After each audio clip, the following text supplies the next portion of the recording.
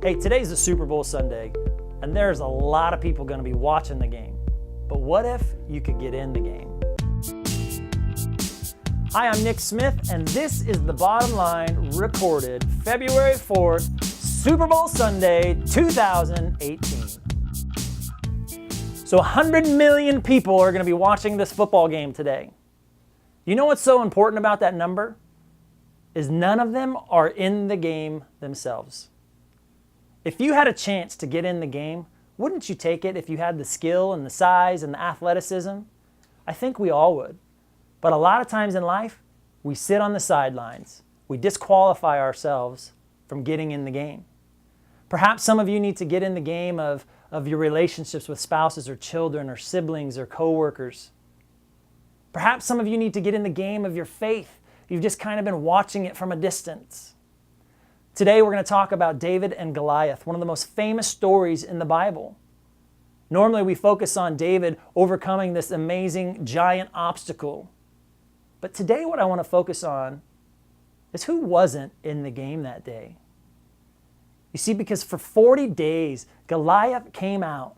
He taunted them, and no one stepped up. In fact, the king didn't even step up. King Saul didn't go out there. He was the one that was supposed to be their hero. He was the one that was supposed to go, but he didn't. He kept looking at the giant saying, "This guy's too big." And then this little teenager boy walks in, and he looks at him. Yeah, he's big, but that means he's too big to miss. Now, I don't know what areas in your life you need to get in the game, but I'm here to tell you that you need to be prepared to get in the game. What does that look like? That means you need to be faithful in doing the simple things. Because as you are faithful in the simple, God will be faithful in the supernatural and take you to levels you never thought possible. Don't just step back and disqualify yourself, because God qualifies those He calls. Here's what I want you to understand. If you're going through a relationship issue, respond with changing your priorities.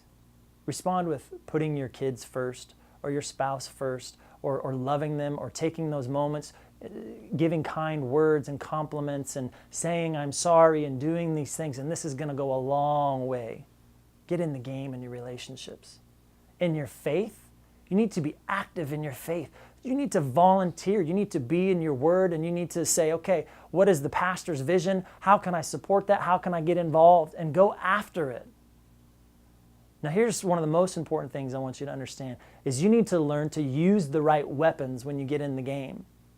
In a football game, they have offense, they have defense, they have all these players running these plays and doing exactly what they're supposed to do so they can best win. So Goliath was huge, 9 feet tall, has this huge sword, has spears, has all this armor. He even has a shield bearer to go in front of him. Now, if David were to approach Goliath in hand-to-hand combat, it would have been a massacre. There was no way that David, a teenager, was going to beat this 9-foot giant. It wasn't going to happen. David decided to use the weapons that God had given him. You see, David was what we would have called a slinger. So what does that mean? A slinger is someone who takes rocks, uses a sling, and can throw those things really far, really hard, really fast. In fact, the more studying I've done on that particular issue, they say that a slinger can throw at 100 miles per hour with accuracy over 100 yards away. So when David was coming at this giant, he wasn't coming at the enemy using the enemy's tactics. He was coming at the enemy with his own weapons. In life, when you go through an issue, when someone comes at you with hate, you need to come at them with love. When someone comes at you with hurtful words, you need to come at them with encouraging words. When someone comes at you with anger, you need to come at them with joy. Don't use the enemy's weapons. You'll always lose. Use the weapons that God has given you. Wherever you're at in your relationships, use God's weapons. Wherever you're at in your faith, use the weapons that He has given us, which is prayer, which is scripture, which is serving, which is volunteering, and going out into the community and making a difference. So, are you ready to get in the game? God bless.